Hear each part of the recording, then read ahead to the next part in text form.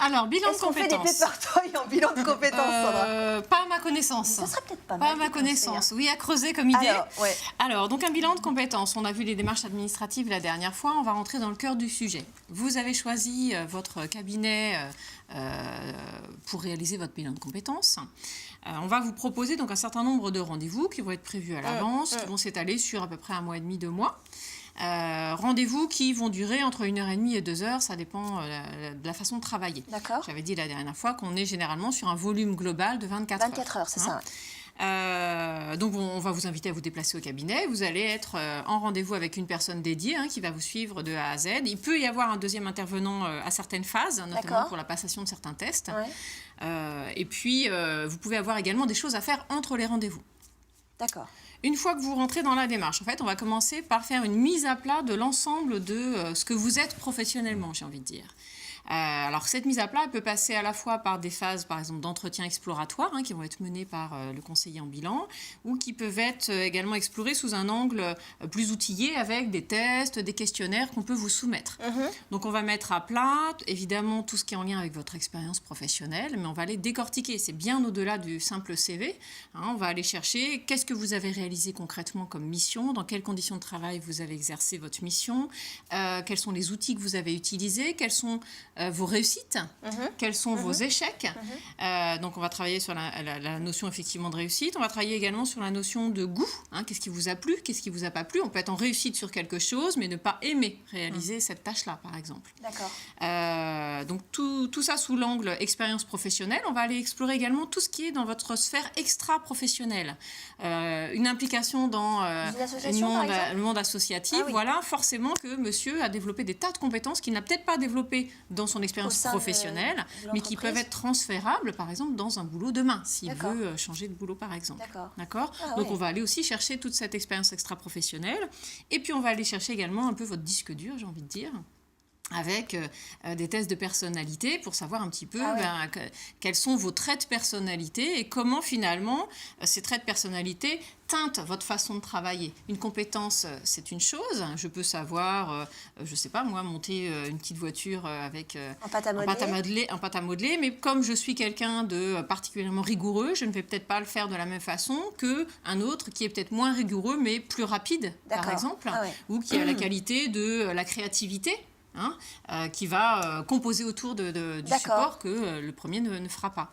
Donc, c'est important d'aller chercher ces traits de personnalité. D'accord. Donc, ça se fait via des tests de personnalité qui sont étudiés pour. Vous pouvez avoir... Soit ces temps-là se passent pendant le rendez-vous en cabinet, soit vous pouvez le faire chez vous. Voilà, certains cabinets vont vous demander de faire un état des lieux chez vous, et donc vous pouvez avoir effectivement des choses à faire chez vous. Donc ça, c'est vraiment cette première étape de... On remet tout à plat. C'est comme un puzzle qu'on est en train de défaire, et on étudie chaque pièce. Et après, on va remonter le puzzle. À la fin de cette étape-là, très souvent, on peut ressentir quelque chose de... On est un peu perdu, en fait. Parce qu'effectivement, on a tout décortiqué et on a du mal à voir le sens et la globalité de tout ça. Il faut se donner du temps, le bilan est bien fait pour reconstruire les choses après. Oui, alors on a vu tout à l'heure cette histoire de puzzle là, où on décortique un petit peu les choses. Et puis, dans un deuxième temps, on va commencer à recomposer le puzzle au regard notamment des contraintes qu'on peut avoir. Donc cette question des contraintes ne vient que dans un deuxième temps.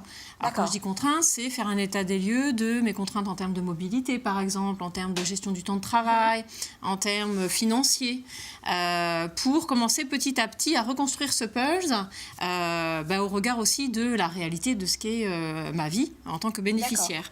On va également avoir dans cette deuxième étape toute une analyse de la faisabilité des choses en disant finalement on va aller explorer le marché, quels sont les besoins sur mon territoire, sur ma zone de mobilité, quelles sont également toutes les offres de formation, quand par exemple on peut s'inscrire sur un parcours de changement de carrière, parfois il faut passer par de la formation, et puis quand on explore par exemple un nouveau métier, c'est important avant de s'inscrire dans un parcours de formation de bien connaître de façon très pragmatique, c'est-à-dire qu'on se fait toujours une image de ce nouveau métier.